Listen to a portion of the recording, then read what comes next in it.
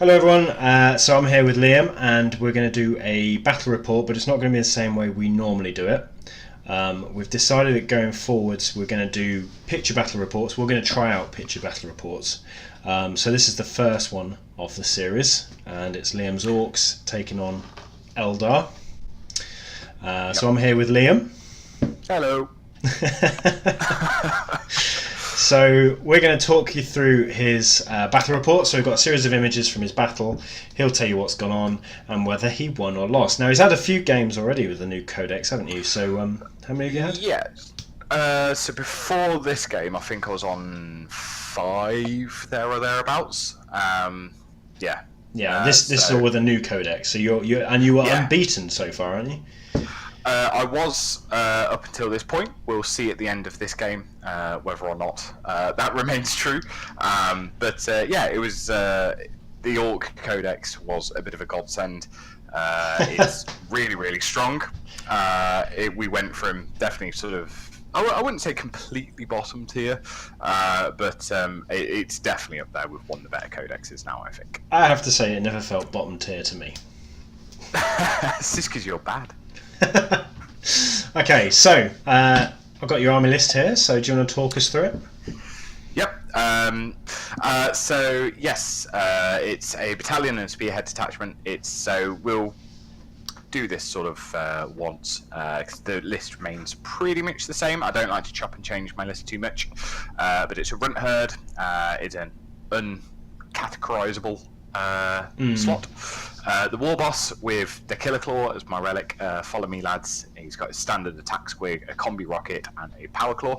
I'm Death Skulls, so I absolutely love combi rockets. Sorry, on all my characters that I can get for that single use reroll. Nice. Weird boy with Dad Jump. It's the first time actually trying out the jump since the codex dropped, and he's got smite as well. Troops, 30 boys, mix of shooters, slugger, choppers, with a single rocket for that Dev Schools reroll, and then a couple of big shooters in there, Nob with a power claws and a slugger. 2 units of 10 Gretchen, so that fills out the battalion. Nob with War Banner, Pain Boy with the kill saw, 2 Death Copters with combi rockets. And then in the spearhead, the big mech with shock attack gun, who is a... I mean, he's usually awful, but when he hits, it's just the best thing in the world. I think every time I've played him, the first time I played against the big mech with shock attack gun, he launched himself into the Death Company. Yeah, that was back in 7th. That didn't go well for him. It's improved then. He now can no longer catapult himself. Do you know he only used it twice in 7th? And I know. Twice catapulted himself. Twice against me. First time, the first time was Death Company. The second time was Sanguinary Guard. Yeah, it was Sanguinary Guard, wasn't it? Yeah. Good times. Good times. That was funny. That was funny. But yes. Filling out the heavy support elements of the spearhead, the 2 Jeff Deads are actually in 1 unit. Yep. Both have a single custom Mega Blaster, again, because a single shot weapon is really good with the Death Schools, and it makes custom mega weaponry pretty decent because your chance of hurting yourself on the 1 is lessened. And otherwise, they've just got the saws and claws. Yep. 6 killer cannons, 4 rocket launchers, 2 scorchers. They're not the best unit in the world, but they tend to do me okay most of the time. They're kind of just a mixed unit. They kind of there to be a screen more than anything else for the Morknaut, but they sometimes do well. 5 looters, because you can't be Death Schools without a couple of looters at least, and a Morknaut with the custom force field and all the custom mega weapons in the world, and rockets and shooters as standard. Yeah. Your Death Skull trait is actually really good for this list, isn't it? It's like you were saying earlier, because the Death Skulls get to reroll 1 hit and 1 wound roll. So the Death Schools get to reroll a hit, a to wound, and a damage roll every time a unit shoots or fights, which includes Overwatch. They also get a full 6-up invulnerable save, army-wide, and all of their infantry, regardless of slot, i.e. elites, fast attack, heavy support, and HQ infantry, also get objective scored, just like troops. So that 1 reroll for a one-shot weapon, like you were saying, with a combi rocket, is brilliant, because you could miss and then just say, Death Skull reroll, I'll reroll that then.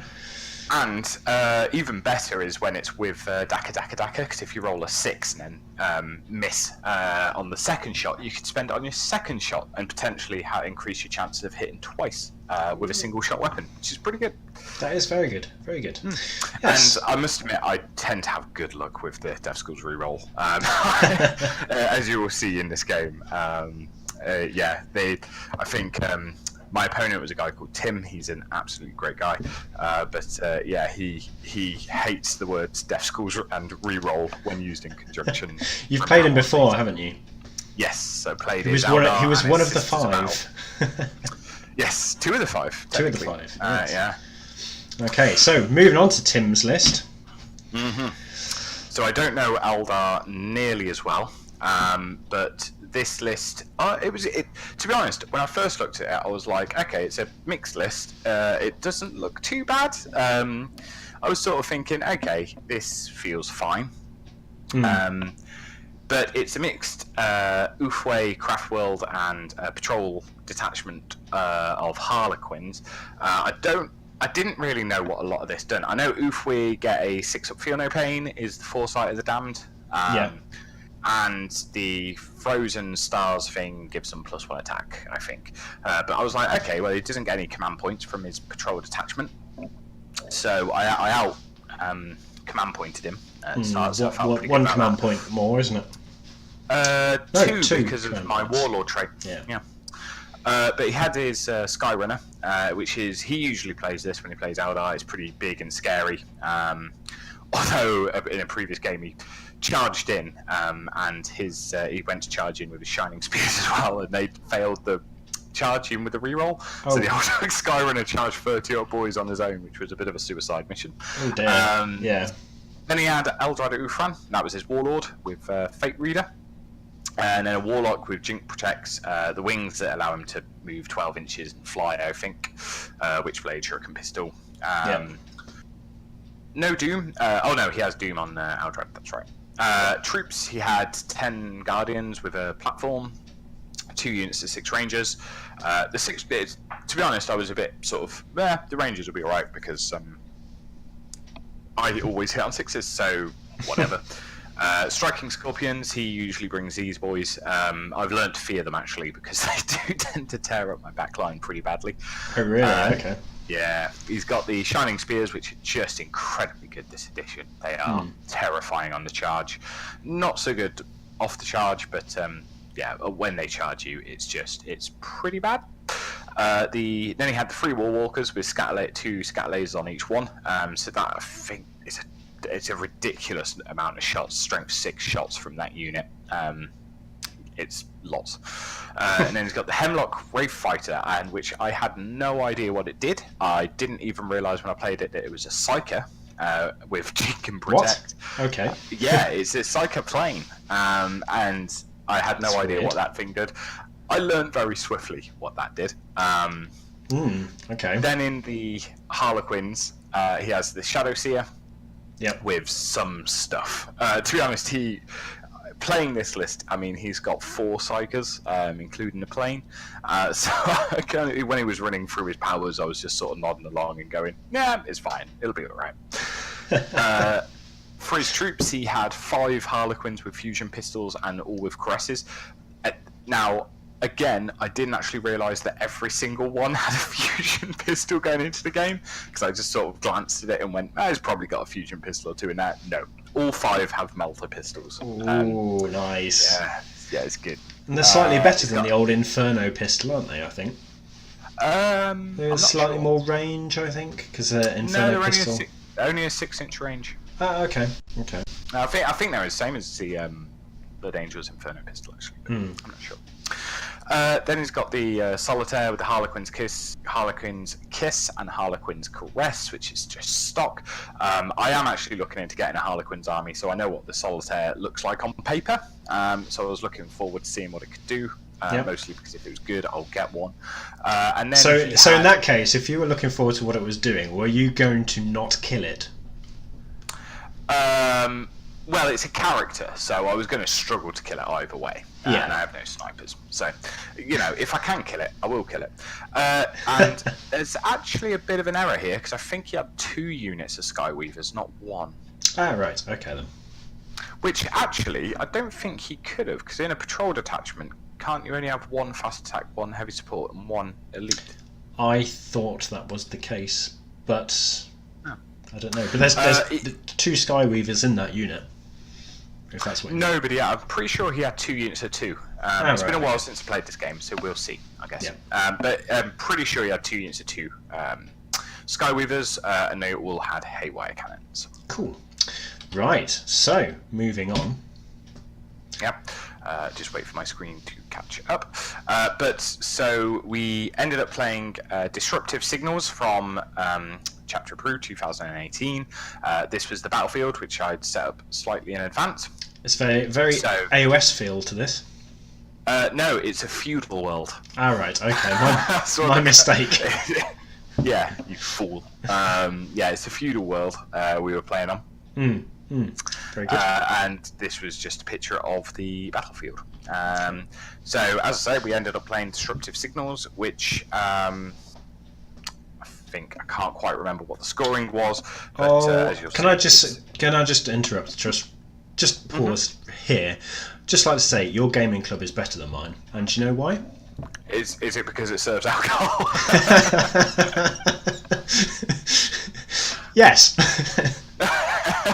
Yeah, that was me with the Guinness and Tim with the Doom Bar. Oh my god. That's the difference between an Orc and an Eldar, right there. Right, yes. Says a lot. Yeah, exactly. So, So yeah, we ended up getting the long deploy. I actually... so with the Chapter Approved mission, you deploy your whole army first. So I ended up deploying entirely first. Yeah. And that's how I set up. So down the bottom here, you can see the Orc boys. There's a character ball just where the war boss is. There's the 2 units of grots either side, both of them 3 inches. Sorry, the back one in 3 inches. That's the war boss there. Yep. Yeah. And then to his side, you can just see the Pain Boy's little banner and the Weird Boy just above him as well. And then the Runt Herd right at the top near the Morkanaut. Just there. Yep. Yep. The 6 kilocans are on that front line with the Morkanaut behind them. The looters are in the back in that temple. And I had spent the CP on the teleporter stratagem to put the unit of Death Dreads in reserve, which is a trick I love to pull. Nice. It's fantastic. Deep striking distraction Carnifexes. Yeah, they're great. Nice. He did, on Tim's deployment, he's got the Guardians on the hill, just sort of out of line of sight of a couple of bits and bobs. You can see the Solitaire is the unpainted mini behind those, Eldrad next to him, and the Warlock with Faluchu's wings next to him. It's a troop there, is it, behind it? Yeah, that's the troop. Yeah, and the Shadow Seer just behind them. Yep. And then I can see what's it? So faces? The 2 unpainted ones are both the fast attack Skyweaver guys. Yep. So he did have 2 units of 2. He did. Yeah. Tim, cheaty Tim. No, there's no way that's intentional, and I'm pretty sure he had 4 in his list. I should check it when I got home, so I'm pretty sure. I think he just failed to type up 2 additional. Yeah, probably. Yeah. Standard me. Also, between those 2 is his Autark and the Shining Spears. Just there. Behind that building, out of line of sight. Yeah. Behind them, you can see the Psychic Plane of Doom, and then he's got some Rangers on that building, and the other unit of Rangers hasn't appeared yet. Right. Okay. So, and as for objectives, looks like there's an objective on this hill here. One in that bottom crater. One in just at the bottom of that tower. Yep. There's one, I believe, next to the looters in that little temple. In there, yep. And that'll be the 4. There's one in the swamp there. Do you see just below the temple? There's one in the swamp next to the grots. Yep. And I believe the other one was near where his Autark was. I think there's an objective just behind that building as well. Right, okay. Yeah. So yeah, that was deployment. Now, I made what I considered to be a shrewd tactical decision, because I deployed first. So I could either go first, or I could give Tim first turn, and that's an overview of deployment there. And I decided to give Tim first turn. The reason I did this was because my shooting isn't particularly long range. I've got a lot of sort of decent mid-range shooting, but not a huge amount of long-range shooting. Really, only the looters. And because on disruptive signals you score at the end of the battle round, I wanted to go second and sort of be able to push him off objectives. So I actually gave Tim first turn because I had the option and gave to him. I then can't seize, which is fine because it makes sense not to. Oh, on deployment, the big mech with shock attack guns in that crater, by the way. Right. Yep. Which is actually where one of the objectives is. So maybe there's not one somewhere else. Maybe there's not one with the looters. Sorry. And that's basically what I saw.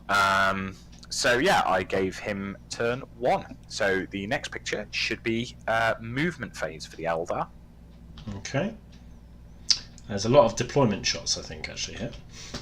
Yeah, it's because that's the point in time where I had the most time to take pictures.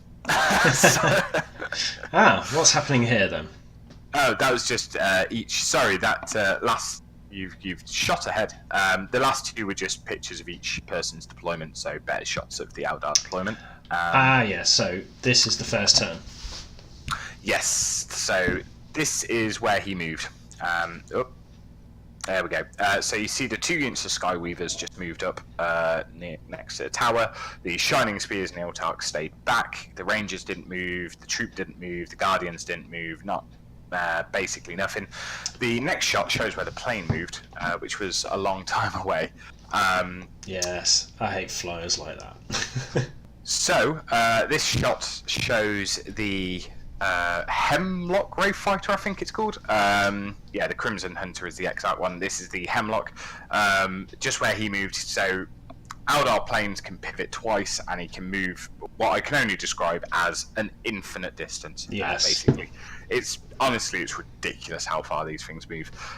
So he got right behind my lines, turn 1, and it's important to note here. This is where I discovered it's a psychic plane, because the closest thing is the Morkanaut.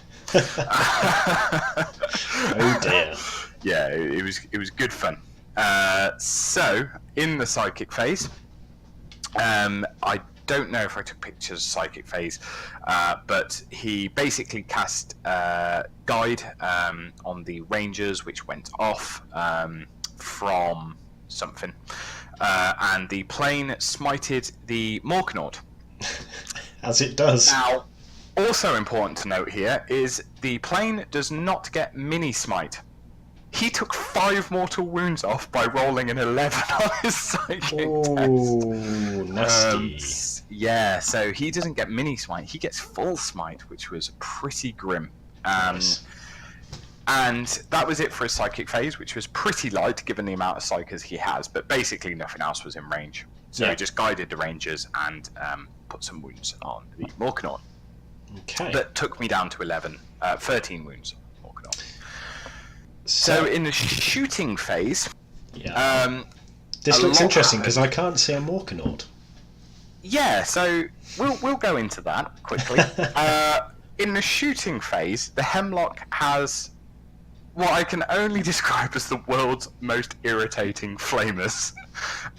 So he actually rolled pretty badly. But he still took 8 wounds off the Morkanaut in the shooting phase. So he has flamers, and I think they do 2 damage each, and they're good strength. And he rolled really badly for the number of his hits, but then rolled really good for the wounds. I failed to save them because they've got good AP as well, and they're 2 damage each. 4 got through, and he took 8 wounds off the Morkanaut, which was pretty bad. So at that point, I'm down to 5 wounds total. Yeah. And I'm thinking, okay, maybe I just about live. And then he shot me with 2 of the bikes. Now, 2 of those bikes, well, all of them have haywire cannons, and he shot one at the Morkanaut, and they do D6 shots each, hitting on threes, and I think they're like strength 4, so he needs 6s to wound. But if he rolls a 4+ to wound, it just does 1 mortal wound, regardless of whether that actually wounds you. And on a 6, he does D3 mortal wounds, and they're D6 shots each. So that's 2d6 shots from 2 bikes. And so he does 1 unit of Harleys at the Morkanaut, and on my notes, I've got that he kills it with 1 billion mortal wounds. Because I think he just rolled out of the box. He rolled like a couple of 6s, enough 4s. They're all mortal wounds. They bypass my invulnerable save, and I roll to see if the Morkanaut blows up, and I roll a 6. So I spend my first command point, thinking I can't have it taking wounds off everything around it, and it blows up anyway because I then rolled another 6. No. So you see that one of the killer cans has a couple of wounds on that. Yeah. Oh no, sorry, it didn't then blow up. I did command point the blow up. Right. Okay. And that was fine because the second unit of Harleys shot the cans and only did 2 wounds to them. So wow. Okay. It doesn't seem to matter whether they're shooting killer cans or whether they're shooting Morkanauts. They just do some wounds, you know. So I was like, okay, well, that's that, I guess. The Rangers in the tower also shoot at the cans, but they do no damage to them whatsoever. Yeah. And that's the end of his turn 1, and he scored 2 victory points. Wow. I can't remember what they were for, but yeah, it was pretty horrific. Turn 1, the Morkanaut went down. Yeah, and it's at this point a really good turn for him because he hasn't even committed that much as well, which is what's terrifying. He's only really committed the plane, which is fast enough to fly away. It's hard to hit, so it's -1 to hit. The bikes are -1 to hit because they're Harlequins. You know, what he has committed actually isn't that much, and it's still pretty hard to kill. It's kind of tanky for elves. Yeah. So elves. it's just flavour of elves. So I was like, okay, this is not great. It's not the best in the world. But I've still got my Death Dreads coming on. I've still got the big unit of killer cans, which, you know, in numbers they can do damage. I've still got my boys and my character ball. So it's annoying, but it's not the worst thing in the world. Because the one thing I was looking at is that, oddly enough, the Morkanaut doesn't actually have a fantastic target in this list, because of so much of his stuff is -1 to hit, and because I've got the custom weaponry, that would mean that I think I would have taken mortal wounds on 1s and 2s. I can't remember if it's only natural rolls of 1 for the Ork plasma equivalent, but either way, you know, the D6 damage, he's only really got the plane that's got a lot of wounds anyway. So it's bad, but it's not the worst in the world. No, I would have hated it more if the Ork boys had totally died. But looking at the damage output of that plane, I'd be concerned by that right now and where it was sat. Yeah, no kidding. Me too. So I was concerned about that. So going into my turn 1, I moved up as so. Yep. So the killer cans, they sort of moved forward. I think I'm just waiting for my screen to catch up. Yes, they did. The sort of boys and character pool will move forward apart from the big mech, and the runt herd, he stayed just within line of those grots. The grots are like this in layers, just to protect my characters and looters from shooting. So the second unit is designed to protect the looters from forward fire, using the grot stratagems, and same principle for the forward grots is if his snipers shoot my characters, it still gives me a defense, because that's the weakness of all foot slogging characters. Snipers are really good, but if you can just pass them off to grots, then great. So yeah, in my psychic phase, I cast Smite from my weird boy, because I didn't want to jump anything forward because it would just get killed. So I decided to walk everything up, and I cast Smite. I did 2 wounds to the plane with Smite, which is an okay start. Yep. The cans and a unit of looters open up at one of the unit of the Harlequin jet bikes and just clear them entirely off. which was great. So I was thinking, okay, that's not too bad. It helps, stop a little bit of shooting for my cannons to have to deal with, and hopefully their high strength will weather the storm from a lot of the shuriken weaponry. The big mech now opens up, and I've made notes of what happened. He rolls strength 9, he rolls 5 shots, and from those 5 shots he gets 3 hits after the Death Schools reroll and everything else, and he's shooting at the plane. I do 14 damage. 14 damage. However, he still made an insane amount. So the plane is still Oofway, so he gets his 5++, the feel no pain, and he makes like 5 of them, and he survives with 1 wound. So the big mech turned around and just blasted the plane. And left it alive on 1 wound, which was pretty satisfying, actually. The thing is, he's actually -1 to hit because he's a plane, so I'm only hitting on 6s, and out of 5 shots I got 3 hits, because every 6 I roll is then a daka, and the Death Schools reroll. It's pretty good. But he makes 5 6+s to keep the plane alive on 1 wound.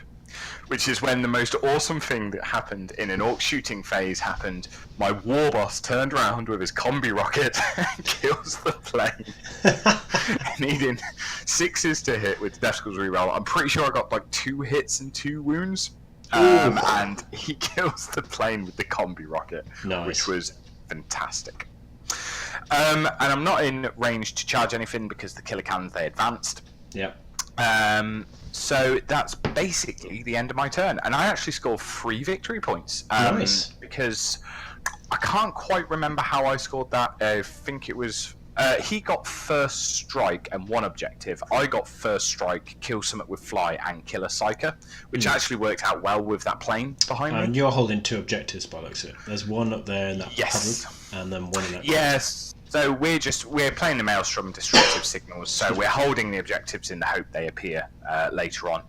He kind of got a bit unlucky with his objectives, I think, on this turn, because he ended up getting the ones that my Orc boys are all over, so that was not the best for him. Oh dear. But yeah, so that was my turn, which felt pretty good, actually. We traded pretty evenly. I think there's about 15-20 points in it, but he killed the Morkanort, but I killed his plane plus a whole unit of jet bikes, which felt... that's. I think they pose a bit more of a threat, just mainly due to their manoeuvrability, and the amount of firepower they can put down looks pretty devastating. Yeah, it is really very, very horrific, the amount of firepower that he can put down. But I'm actually feeling pretty good about this, because he's got the Wall Walkers to come on, which admittedly I had forgotten about right now.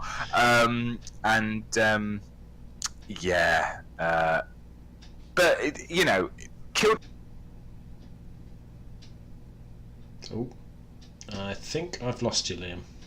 Oh, no, sorry, I muted myself. There we go. The plane I was absolutely terrified of, so I was happy to get rid of that. Happy to get rid of a unit of Harlequins. So, yeah, overall, I think we traded pretty effectively on that turn without the help of Morkanort. Right, so, next turn. I'm just waiting for my computer to catch up, apologies. On the turn 2 on Eldar, which I believe will be the next picture. Just one moment. He moves up his Shining Spears. So he commits the Shining Spears now. He's 1 inch away. His Autark is there as well, right at the bottom with the yellow banner coming off his spear tip. The Harlequin jet bikes sort of move behind the building a little bit to cover themselves from a lot more of my army, which is smart. The Rangers, the 2nd unit, come down on that wall. The Warlock and the Solitaire move over. The Guardians stay still. Aldrad stays with Guardians. The troop in the Shadow Seer is still over there. So basically what's happened right now is he's now committing the Shining Spears. So now the Morkanort's dead, now he's moving in with the Shining Spears into the killer cannons. And I think this was the first big mistake I made. He seems to be concentrating a lot on your right flank, his left flank. Yeah, so I thought this flank would just survive better a little bit, and it just didn't. Or So those shining spears are terrifying. They're like strength 6 on the charge, and I'm T5. They've got good AP, so they get through my 3-up save. I don't have a 6-up invulnerable. I don't have my 5-up invulnerable from shooting anymore because the Morkanaught's dead. So there's 30 wounds that he has to chump through. But I think I should have probably played a bit more defensively after losing the Morkanaught and maybe shifted those over rather than shifting them forward. But yeah. I did what I did. And in his psychic phase, this is where his psychic phases start to go a bit nuts. He gives guide to the rangers again from Aldrad.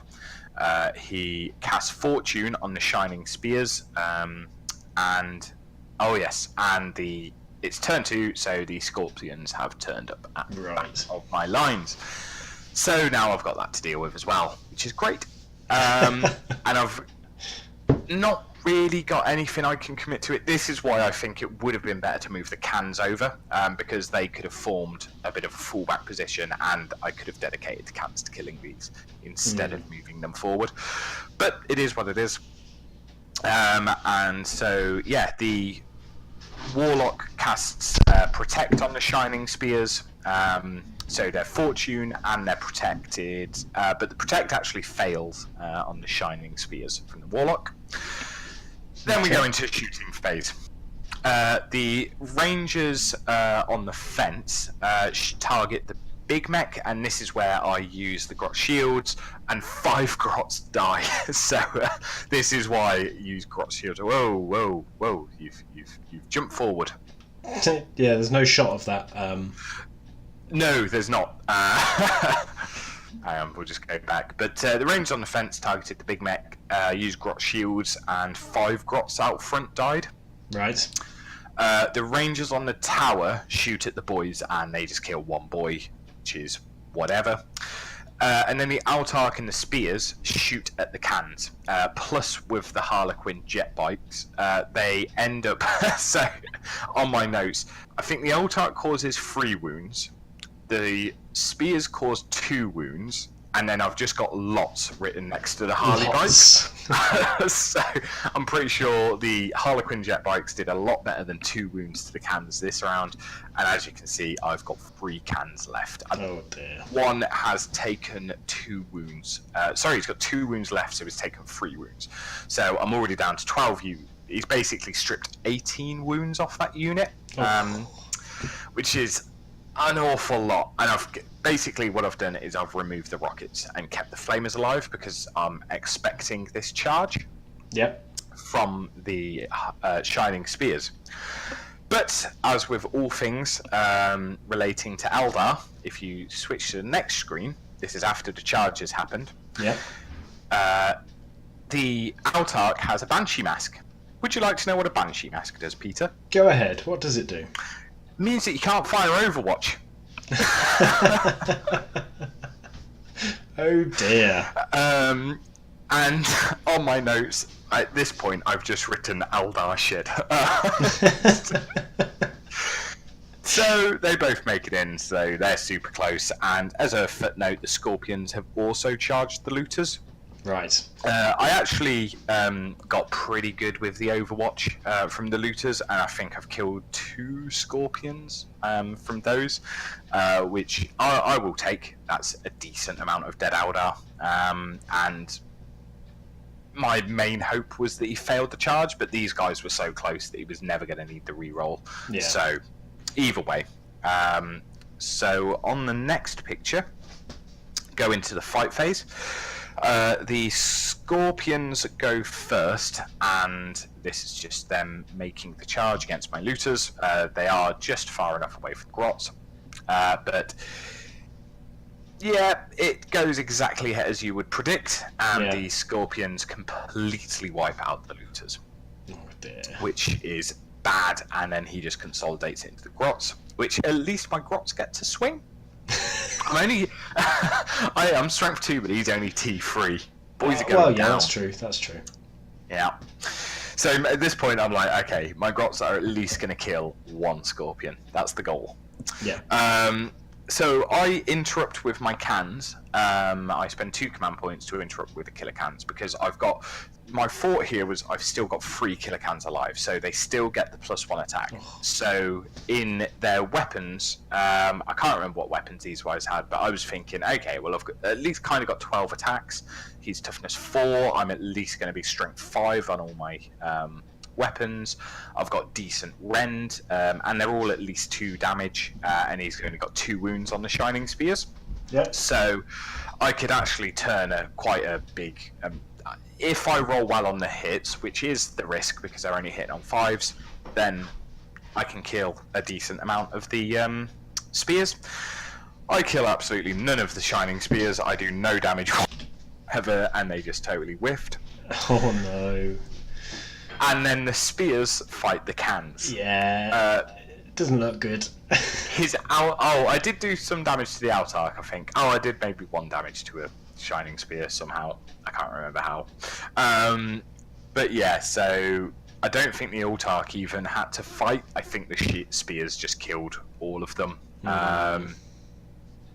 Themselves. He used a stratagem, Supreme Disdain, as you can see there. I can't remember what it did, but it was probably not good for me. Oh dear. So the only the grot unit that took 5 casualties just ran away entirely. Following the 5 casualties because I was taking D6 +1 because they were out of range of the runt herd. The good news is he only scores 1 point, so he's actually only evened up the scores. Oh dear, but for that 1 point he has killed your killer cans, your looters, and the unit of grots. Yeah, the whole unit of grots, it's pretty bad. At this point, I feel like I might be on the back foot. Really? What made you think that? Yeah. I don't know, mate. Just gotta. You know when you just get a feeling. Yeah, yeah. But as this picture actually does highlight Tim's paint schemes though, which are fantastic. I love his look of his army. It's great. So I go into this turn and I think I need to do something big here. I really, really need to get rid of his mobility is what I'm thinking. I think so. It's pretty bad at the moment, but if I can turn the Weird Boy round, and I know it's a long shot, but if I can do enough damage to them with the Weird Boy's psychic powers, the Runt Herd's not too bad at fighting, and he's only got, I think, up to like 3 command points left at this point. So if he interrupts, he's not doing anything else really in the game with command points. So I think, okay, I'll turn the Weird Boy around. I'll try and deal as well as I can with the Scorpions, and I'll move the Knob with Wirebanner, the boys, the Pain Boy, and the War Boss forward. And so you can see the Knob with Wirebanner there, just after the first tray of boys up from the bottom of the screen. Yeah.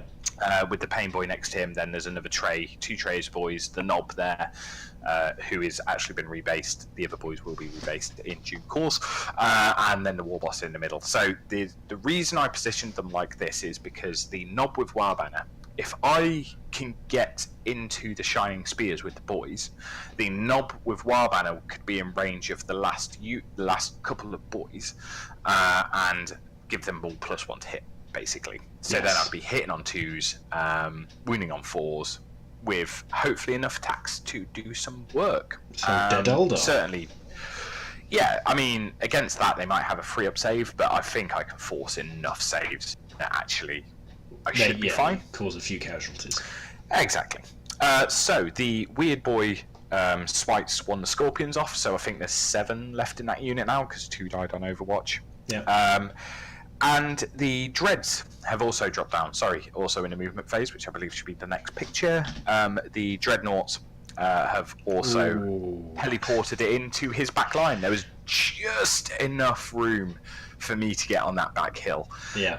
And look who's close by. It's his Warlord. So at this point, I'm like, I think at this point as well, I had Kingslayer, and if I got Slay the Warlord, I was thinking, and so I should explain, this is also the point in time that it was actually a little while after this that I learned that all those Harlequins have fusion pistols. So, anyway, I'm thinking if I can get his Warlord, that's like D3 +1. And I think I also have to kill some in assault as well as an objective. So I think I was actually looking at about D3 plus 2 or 3 if I can just charge and kill Eldrad. So many of my weapons are 3 damage. I should, he's got his invuln save, but I've got a ton of damage output on those 2. I've got rerolls to charge. Now I should say they're not actually there. They're on the top of that hill where that dice is. Yeah. But they just wouldn't sit nicely up there. So wobbly model syndrome. Yeah, exactly. So we put the dice there just to mark them next to each other, and that was that. So as I say, the Weird Boys smited a Scorpion. The Dreadnought shot at one of them, shot the Guardians. The other shot Eldrad, did no damage whatsoever. And the Boys and the Knob turned. So I like the idea that they were running forward but with their guns over their shoulders, because the Boys and the Knob killed 3 Scorpions in the shooting phase. So they are now down to it's 5. Shows 5 there. Yeah, so actually they might have only killed 2, or that I didn't kill 1 earlier. I think there should only be 4 there. No, we definitely did it right on the day. My notes are probably wrong, but there's 5 left. So they've been whittled down. They're not quite as scary as they once were. And into the charge phase, the Boys charge the Shining Spears. So the plan works out. I think I needed the Here We Go, but since it doesn't cost me command points because Orcs doing Orc things, the Orcs, after the pile-in, a good number of Boys actually make it into the spears, and as you can see, I'm in range of the Knob with the War Banner. Yes. Great. Less good in the charge phase is that the Dreadnoughts both failed their charge against Eldrad, both with Here We Go, one needing a 9, one needing a 10, and they both failed their charge. So I'm not getting Kingslayer, and my only hope now is to kill these in the assault phase to get maybe 1 or 2 points. But yeah, that hurt. That really hurt. The Dreadnoughts failing the charge against. I just remember thinking, okay, after the first one, as long as the other one makes it, maybe I'll be okay. I've still got a chance. Nope, failed as well. So that was bad. So now they're just sitting out there, sitting in front of a bunch of Harlequins with fusion pistols. But they do count as 2 separate units now, so there's that. Now, let's skip back. Just go back 1. Yeah. There we go. So this is after the fight phase. Oh. Yeah. So he activates lightning reset flexes, and he's got fortune on the Orc Boys. I caused 1 wound to those jet bikes with all those attacks. I think I had something like 50 attacks. I can't quite remember how many attacks. But yeah, I had just an absolute bonkers amount of attacks, and I killed 1. 1 had a wound on it. Yeah. And he kills 4 of me in return, and 1 Scorpion runs. So hey, I've got that going for me. That's good. Well, you're whittling down the Scorpions at least. Yeah, I don't know if I'm whittling them down fast, since I've now thrown 2 of my combat bricks into the unit, and they've both done nothing. Yeah. It's not the best. It's not the best. So turn 3 Eldar. He now decides to blitz his Solitaire, which basically means he gets a huge amount of movement and a ton of attacks. This is actually something I did know happens. He retreats forward with his Shining Spears, so he can't charge this turn, but he can shoot, and as you can see, my Big Mech is the closest. So he's basically used those to jump over and whatever. The Autark is closest to the Pain Boy. At this point, I'm like, okay, my 3 characters are very much flapping in the wind. Sorry, my 4 characters are very much flapping in the wind. And yeah, just Eldar doing Eldar things. He's somehow managed to get horribly in my lines. He really has. He's very much up there, isn't he? Yeah, it's pretty bad. Pretty bad. And it doesn't really feel like I've touched anything since that first phase at this point. You know, I'm still like in my head, like it's okay. I killed the plane and a whole unit of Harlequins. Yeah, so the Warwalkers also come on. I don't know if I've got a picture of that, but they come on near the crater, so they're closest to the war boss. And then the psychic phase happens. He casts Doom on something. I can't really remember what at this point. He cast Doom on something.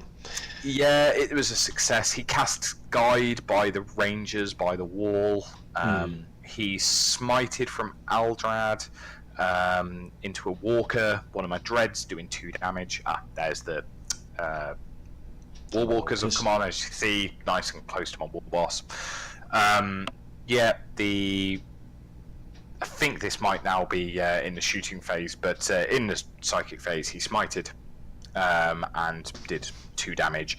The Shadow Seer used Webway Dance on the Harlequins. I can't remember what it does. He then used Mirror of Minds, which allows them to move, so they're like an inch away. He does Fortune on the Autark, which was a success. Oh no, on the Mirror of Minds, I rolled higher, so he didn't do any damage with right, okay. So it worked. But he did cast Fortune on the Autark. Mirror of Minds, you do like a roll off, and if he outscores you or something, he does damage, and then you do it again. But I just rolled higher, so didn't do that. In the shooting phase, the Scorpions shoot at the Grots, and they kill 3. Yep. The Spears shoot the big mech, and they kill him off entirely.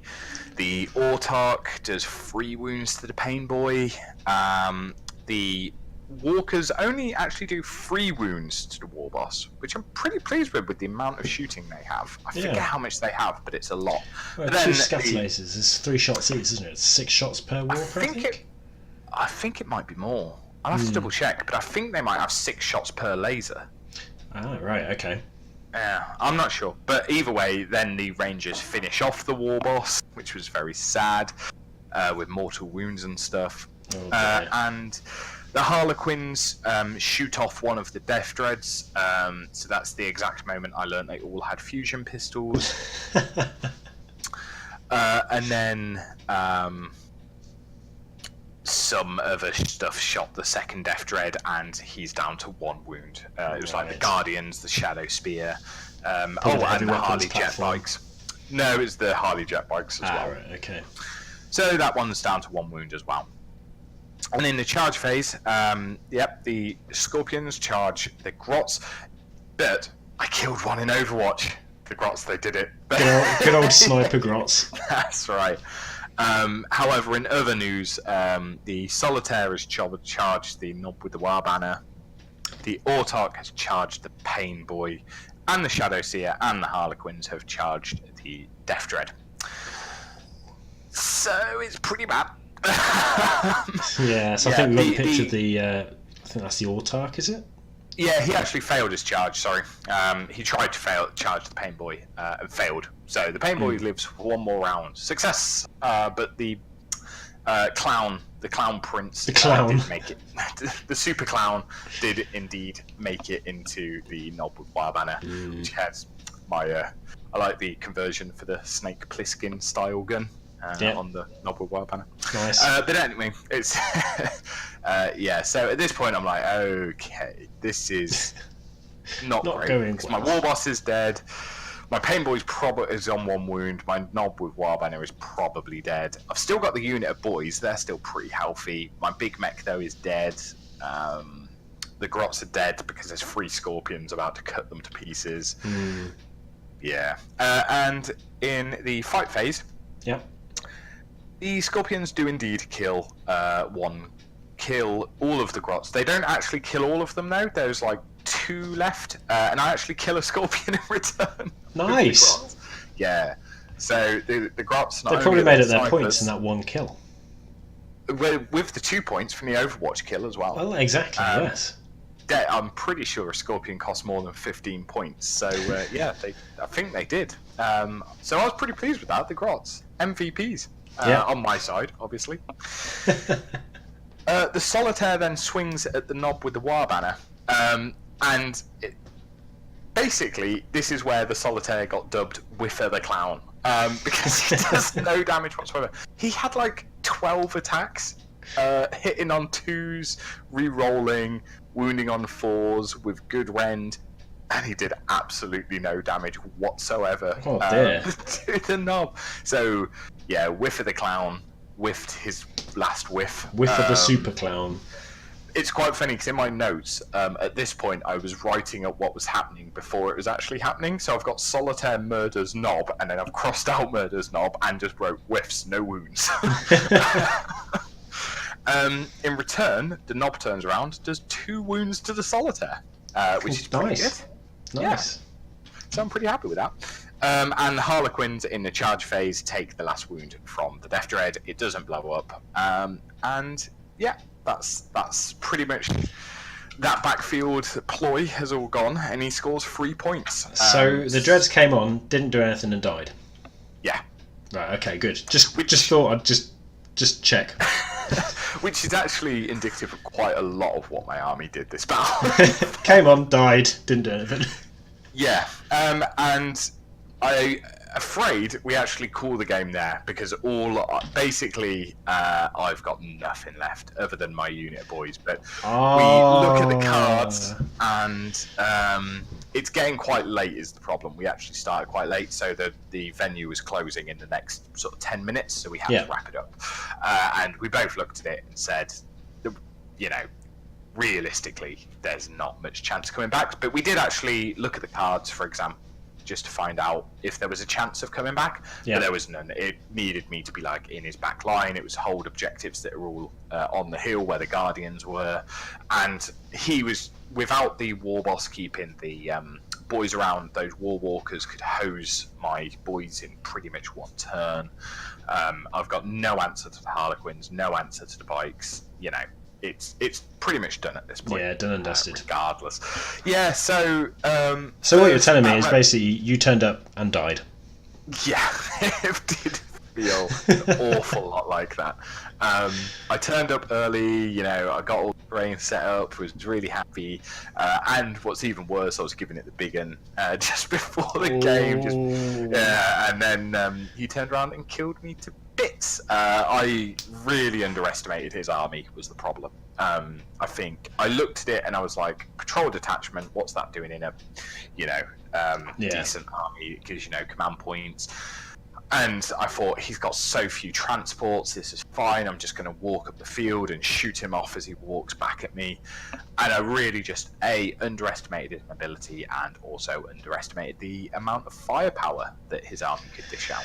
Yeah, it seemed like he really thought about his reinforcements and where he was going to bring them on. He was looking like he looked for the opening of leaving your war boss and that empty. Well, he played it really smart, because I think he appreciated that actually the 2 sides of my lines, so you got the cans and the walkers on one side and the boys and the character ball on the other, couldn't really support each other very well. And what he did was he layered his attack. So he brought out the Harlequin jet bike, shot one thing off, waited for my counterpunch before committing then his second unit of more deadly jet bikes. So, and that just worked really well. I mean, it feels like my Ork boys should have done a lot more to those 4 shining spears when they made that long charge, though, but they just didn't do any at all.